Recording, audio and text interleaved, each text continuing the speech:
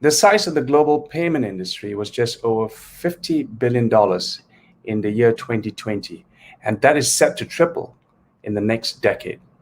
Today, I'll explore some of the emerging technologies and payment solutions arising from the UK, Africa, and the Middle East. Hello and welcome to LATOKEN VCTV. My name is Vijay Tirathrai, and I'm your host for Founders Insights. In this episode, you will get an idea into some of the amazing founders that's working on solutions around payment technologies. So let's begin. The checkout process is the grand finale in any e-commerce website. When you think about the products, the selections, the add-ons, the confirmation of shipping options, this is all part of the experience.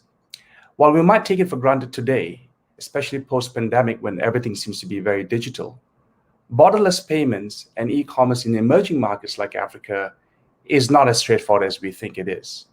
So to learn more about these challenges and opportunities in emerging markets, such as Nigeria, let's talk to Jessica Anuna, the CEO of Clasher.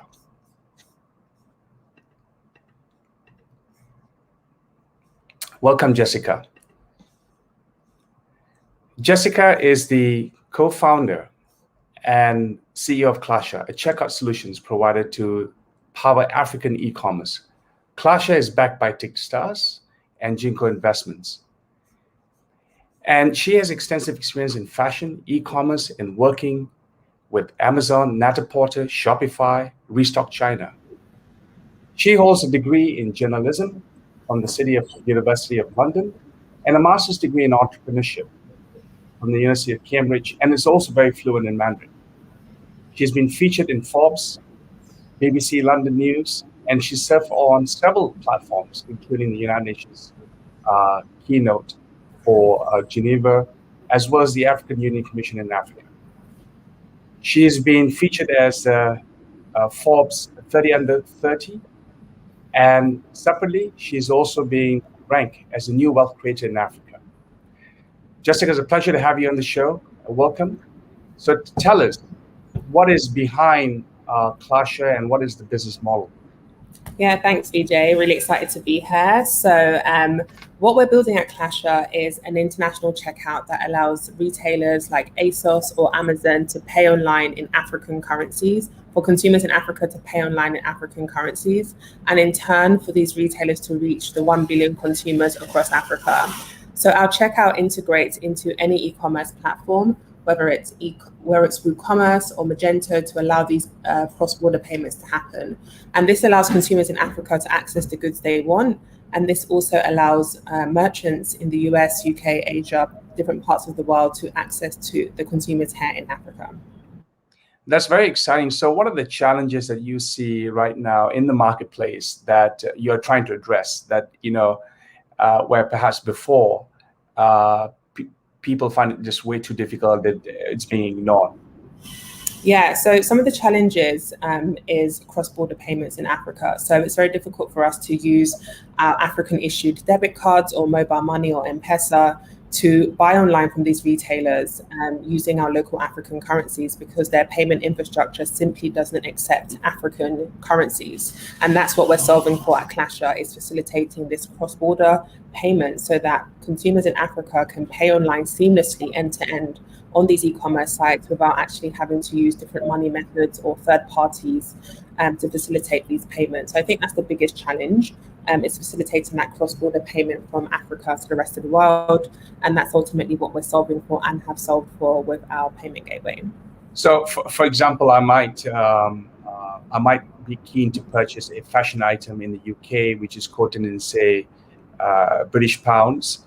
But at the end of the day, I'm just paying in Naira because I'm based in Lagos. Right. Absolutely. Yes, absolutely. So if you go on one of these websites in the US or UK, you obviously see the price in pounds or in dollars. But what we allow you to do is pay for that in Naira, Ghanaian cedi, or Kenyan shilling. So you're not actually having to pay that exchange rate. So that's ultimately what our technology does. It converts dominant currency into an African currency so that consumers can pay seamlessly without any friction. Now, I know you're a big advocate of fashion. You have a beautiful site, by the way. It's really cool and and stylish.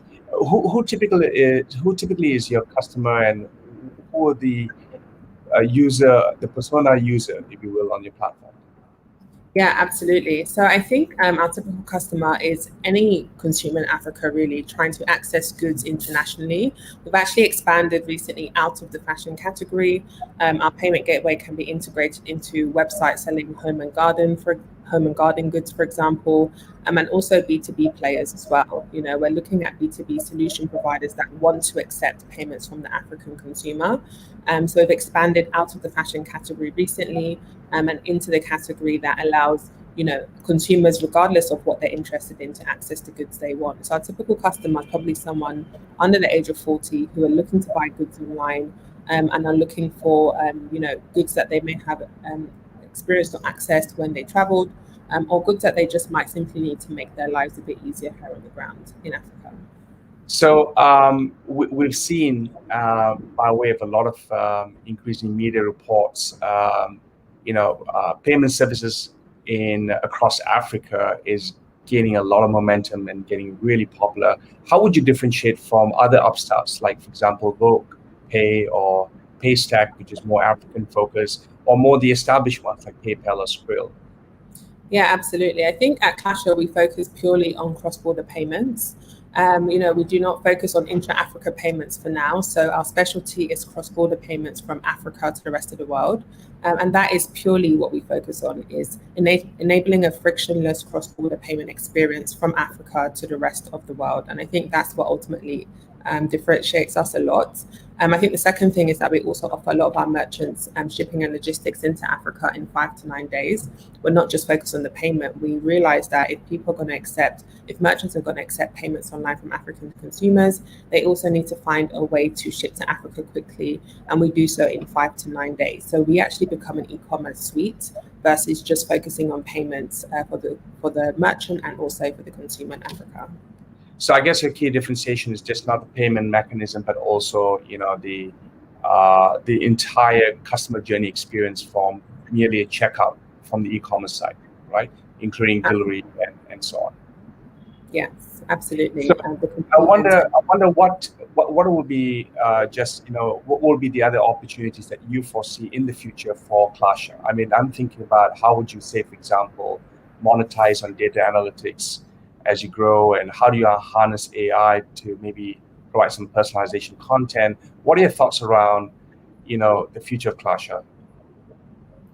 Yeah, absolutely. I mean, there's a joke that data is more valuable than oil. And obviously, being based in Lagos, Nigeria, we know oil was a very dominant currency here on the ground. So we've built Clasher with data in mind. Data on e-commerce in Africa, because it is so nascent, less than 10 years old, is very scarce, which means that we're collecting data points about our consumers at every point of the funnel. What time are they shopping? What currencies are they using? What websites are they shopping from? Are they a man or woman? How old are they? And this is really helping us to drive and improve our product as we're growing the company cross-border. In terms of AI, we've particularly leveraged AI in terms of security and making sure that our consumers are secure, their data is secure, and people that are signing up are actually who they say they are as well. So we've managed to leverage the power of AI, particularly on the security front, to make sure that our app and our checkout is transacting securely from end to end. Beautiful. You're such an icon, particularly as a woman entrepreneur in West Africa, and for that matter, for the rest of the continent. And you've been getting a lot of profile for that effect. You certainly are an influencer yourself, not just as a tech entrepreneur. How do you see your role in influencing the average, African community, and in the way that they shop today, in the way that you influence their style, behavior, fashion? Surely you have something to say to that effect.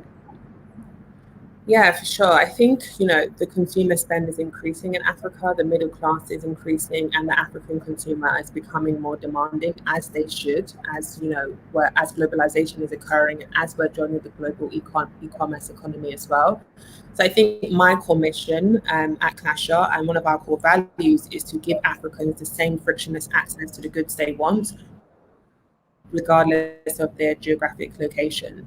And that basically gives Africans, that's basically empowering Africans to access the goods they want, regardless of where they're located on the continent or in the world. If we look at the US or UK, end to end, there is an experience where you can order order one day and get the goods the same day or the next day. And I think, really our brand at Clasher is promoting that seamless transaction for African consumers, regardless of if they want to shop online for fashion or home and garden or baby wear as well. And that is my core brand at Clasher, and that is our core mission, is to give Africans the same frictionless experience that others experience.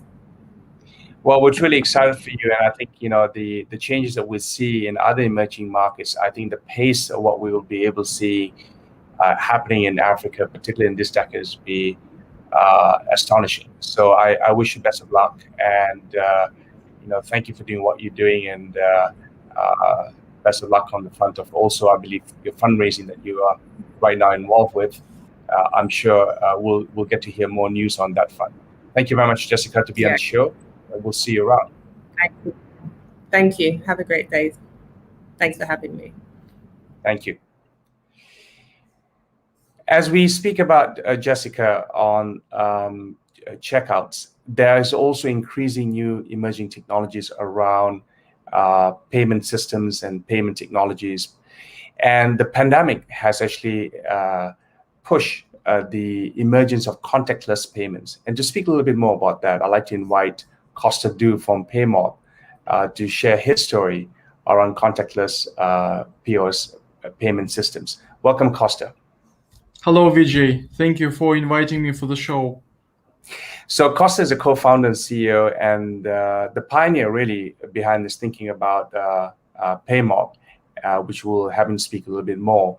But he's been championing embedded finance globally across different industries, would be for any fintech or e-commerce vendors to offer its own financial services. And one of them is specifically soft POS, which is bypassing the terminal, the physical terminal that we have become so ubiquitously familiar with. So to talk a little bit about that, Costa is going to walk through that technology, and he's been also on this long road of pushing this contactless payment in the UK, but also rest of the world. So let's begin this conversation, Costa. Tell us what exactly is PayMob Smart Solutions, how revolutionary is this technology, and how did you get here? Vijay, thank you for the question. The question is great. It's because as soon as Apple introduced back in 2014 Apple Pay, and they simply replaced a physical payment card for consumers, merchants kept using expensive dedicated hardware to take payments. And all banks and all merchants around the globe dreamed about making their phones to take payments in the real world. I mean, like banking cards and other phone payments. At PayMob, basically, we made this dream to come true. That's why I'm having just this affordable phone in my hands, which is Android. Basically, at PayMob, we developed, let's call it a digital card payment acceptance terminal to take face-to-face or in-store payments for credit cards, debit cards, and other payments. Basically, we made this real, and we closed the loop with Apple and Samsung payment technologies for consumers. We did it for merchants. That's a very simple thing we did. So I'm very fascinated by that, because you're saying that the future of these terminals that we used to, particularly I'm imagining F&B sector, restaurants that we go to, we don't need to no longer swipe a card or tap on the machines, but essentially on the back of our mobile phones, we can actually tap and the transaction will take place. I guess, what is the benefit to the merchants? I can see the obvious benefit to the consumer, but just walk us through break it down for us. What are the benefits for either party? Vijay, nowadays we should talk not only about existing SMBs and existing merchants. and ordinary consumers, because the pandemic for the last 2 years changed our lives across the globe. Almost everybody today has got a side hustle. Some of us became a plumber or a nail artist or an independent barber. At the same time, we don't deliver our gigs every day. That's why we would like to talk more about on-demand payments as well as ordinary payments. Because when you are delivering your gig once or twice a week, you don't want to carry on an additional device with you, like a standard POS machine, which will be quite expensive for you unless you transact tens of thousands pounds, US dollars a month. That's why to have just an on-demand payment tool always on your on your actual smartphone is a way to conduct these rare payments. If you'd like to talk about the changing world for SMBs, again, they had to deliver things. They had to empower their courier and delivery guys with an opportunity to take face-to-face payments. In total, at PayMob, as you mentioned, we are pioneering embedded payments. This means at PayMob, we are not just introducing our technology directly to businesses. Our key approach is to work with mobile business solution vendors like taxi applications, delivery guys, accounting systems, challenger banks, and empower their existing apps with a feature to take card payments, to introduce these to their existing customer base. That's how we revolutionize the industry through introducing our SDK to be embedded. It's because nowadays nobody likes to have 10 or 15 different applications on their phones. That's Yes. why. Sorry, you got cut off. But let me move on, Kostas. So let's talk about the addressable market here. I mean, typically, would I imagine these would be the gig economy, the small mom and pop type merchants who can't afford a terminal? Would they be a target market? Yes, but at the same time, we're not targeting only this niche. It's because the solution fits very well for queue busting purposes for larger merchants. As well, it's possible to apply the tech for the transportation industry to revolutionize user experience again, when consumers of public transport can just stop their phone on a tiny device entering a train or tram and use this vehicle to travel. At the same time, we can make a huge impact as well on the challenger bank industry and the vending machines, because as a payment rails, we don't see any limits how to apply our tech in the real life. Okay. We know there's a growing number of contactless solutions coming up there. How would you think your technology will differ? And who do you think will be the winners in the marketplace if you look at the next 3 to 5 years? Basically, I believe the tech is definitely the next level of payment acceptance. It's because when we are talking about payment acceptance in the e-commerce world, anyway we will have to perform in-store or face-to-face payments. That's why cards or their substitutes will never go away, and we will have them for in-person payments. And again, as a technology vendor, we can enable QR payments, barcode payments inside of our solution. We are not focusing only on this particular thing. We're quite wider solution, and that what we've built is just a tiny fraction of our big idea we're hoping to build. Costa, you're based in the UK, and I suppose you're looking to grow around the world. What's your go-to-market strategy, and where do you see yourself in 5 years from today? You're completely right. As soon as we are based in London, London is a capital of the global fintech and fintech technologies as well. That's why we're launching next month, not only in the UK, but as well across European Union, 30 European Union countries. And I hope next week we will be live in the US, Canada, and Mexico. In general, I see PayMob as a global solution provider and technology provider for payment acceptance. As well, it's worth to mention our intention to go to the MENA region and GCC to introduce our technologies in emerging markets. It's because these emerging markets will massively benefit of, let's say, zero cost solution to take in-person payments. Costa, that's a very exciting proposition you have. I am definitely tracking your company enthusiastically. I think you've got a massive potential ahead of you. We want to thank you for being on the show today and talking about your contactless POS or soft POS payment solutions. On that note, Costa, all the best.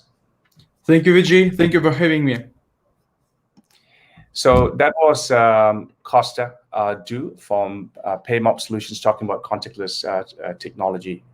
Now we're going to shift from the UK to the Middle East, and we're going to talk about the opportunities arising from all sort of technology centered around payments, and as well as talking about the industry ecosystem broadly speaking. We have someone with us by the name of Gaurav Dar. Can I have Gaurav to come on? Gaurav, welcome and good morning to you. I think you're in Italy right now, if I'm not mistaken. Thank you for being here. Hi, thanks for having me. Can you hear me clearly? Very well.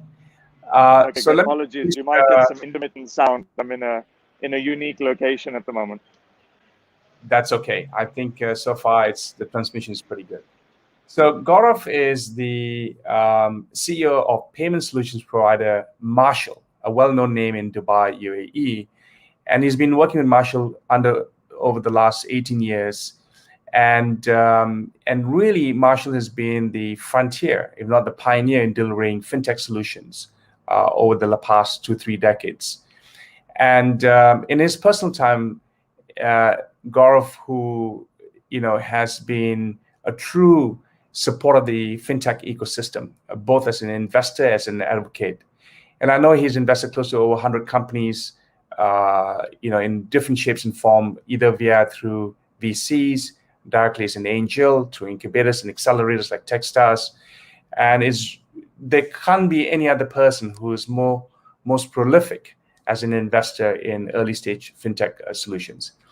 Last but not least, he's also a prominent member of the MENA, the Middle East North Africa FinTech Association, and has helping and guiding the industry to shape its future and the ecosystem. So with that being said, Gaurav, let's dive into a conversation here. I know your passion is obviously seeking new emerging technologies. Give us a flavor of what you have invested in so far, and what generally do you look for? So, what I generally tend to invest in, or I tend to support with my time as well, are companies and founders that are trying to do something unique or really solve a problem. So most of my investments follow trends with people. It always starts with people.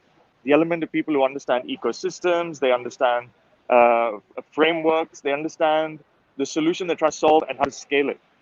And then it becomes sector relevant. So for example, investing in something like Tabby, I would support a BNPL company, but it really started with Hossam. Because Hossam is a person who has experience. He's a second-time founder.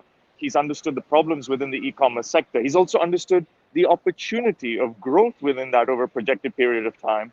And he's a very intelligent person who is willing to listen to advice where he knows he may have less experience or less knowledge. And when it starts with things like that, that's where my investments tend to follow. So looking at sectors, buy now, pay later is a sector. P2P, when it comes to people and businesses, is a sector. Those are the sorts of elements that I look at. What are the gaps that are being serviced for the blue collar or the white collar segment or the business segment that needs servicing, and that's where I chase. So you reference buy now pay later, which has now become very fashionable, I guess, because because of the pandemic inducing a lot of economic stress on people's household. And you reference Hossam Arab, who's a co-founder and founder of both Tabby as well as formerly Namshi, which is one of the most successful e-commerce sites in the Middle East. And I get what you're saying, because I think, individuals like him have immense insights in the, what do you call, the customer journey experience. And only he can be very, I guess, it becomes very seductive for him to be able to say, I can see the pain point because I deal with this on a daily basis. And I guess from your perspective, that's where you're backing your investment dollars on entrepreneurs like that. Right. And, the mold has been broken. I grew up in the region where you had to come from a background of X, Y, or Z before you could be respected or qualified to provide a solution or build a team to scale solving a problem. That mold is officially over. Those days are gone. And people like Hossam have proved it not once, but he's proved it twice. BNPL, nobody even heard of BNPL in the market with all your seasoned bankers and investors and everything like that. Hossam took it to task to develop BNPL for the market, an idea he openly admits is not his own, but he's tailored it to the region. And look at what he's achieved. People in his wake have created multi-million-dollar companies in a short span of 2 years. So the mold is very important to understand. The mold is broken. You don't need to be a banker to build a bank. You don't need to be a BNPL player to create a BNPL company. And these are the people that I want to support, and I will continue to support with not only my time, money, and resources, because they understand the problem and they understand the solution that is broken from an experience point of view, from a service point of view, and from a mechanics point of view. So it's a very refreshing time to be in the region, or even in emerging markets where digitalization and communication have stitched together ecosystems where people can work together. Look at what's happened with Bitcoin. Look at what's happened with DeFi. You look at all these channels. So the people I back, in fintech are very, very, very experienced or extremely inexperienced, but understand the pain points. So it's very interesting time. Very interesting time. Very I totally share the enthusiasm, and I think we of course have worked on several opportunities together with early stage funding and investments. But I want to draw the point that you've been a pioneer in the payment processing business for over maybe close to 3 decades in the Middle East. With your initial introduction of the point of sale terminal, chip-based cards, loyalty programs. Right. Now, talk to the audience. What do you see are the emerging technologies that is really on the bleeding edge? That's really exciting for you now. Well, on B2B2C, that's a hugely unserviced market, because as much technology works, as much technology is available in the ecosystem, deploying technology is something that's going to change over here, and it's changing. So you're talking about micro lending in Egypt. You're talking about P2P payments in the UAE. You're talking about super apps coming out of, Kareem trying to do super apps, but STC Pay really, really paving the way for the ecosystem. If you look at what STC Pay has achieved as a wallet across numerous ecosystems in Saudi Arabia, they've done something that nobody else has been able to do. And people are genuinely, excited yet daunted by the power that STC now has with its users and the number of users is going on. So the B2C space when it comes to fintech is extremely exciting, because now you can deliver technology with licenses and sandbox and regulatory frameworks for storing money, holding money, creating accounts. Yap Bank, fully digital onboarding account where you can Monzo style.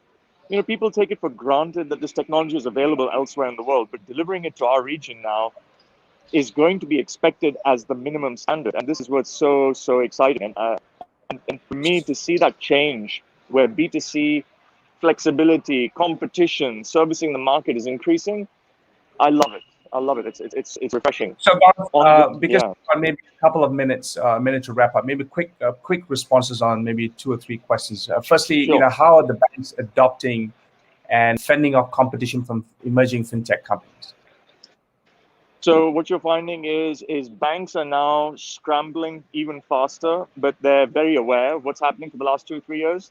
They're developing segregated units for digitization because they understand their own frameworks are far too outdated to keep up with the pace of delivering technology at a B2B or B2C level. It's not to say they're incompetent. It's not to say that they don't have experience. They have those things in spades. What they have to do is avoid their own internal bureaucracy, which is a safeguard for consumers and businesses. It's nothing wrong with it. It just needs to adapt. So you're seeing banks becoming their own digital entities so that they can be flexible in decision making and budgeting to basically carry out things to compete with startups that are slowly taking bites out of their revenues. What's your observation around fraudulent payments or fraud in general, particularly in payment technologies and transactions? How is the industry coping with it? So fraud always evolves with technology, but fraud is more prevalent in the EU and the United States in developed markets than it is in emerging ecosystems like ours. Other emerging ecosystems, there is fraud, but not to the level. If you look at the reason that cash was actually a huge, still at 75% of spend in our region is because there's so much trust and there's very little fraud. So fraud is there. It'll never go away. We're trying to reduce the rates of fraud. But you'll see that in this region, in our emerging ecosystem, there may be some small levels of fraud rising with the use of technology, but it'll be quashed very quickly. Over here, the regulators are very stringent on ensuring that the levels of security are very high for B2C or B2B businesses. That's very reassuring. And then finally, because that's the time that we have now, Gaurav, in the context of when you think about concerns and opportunities, what keeps you up at night?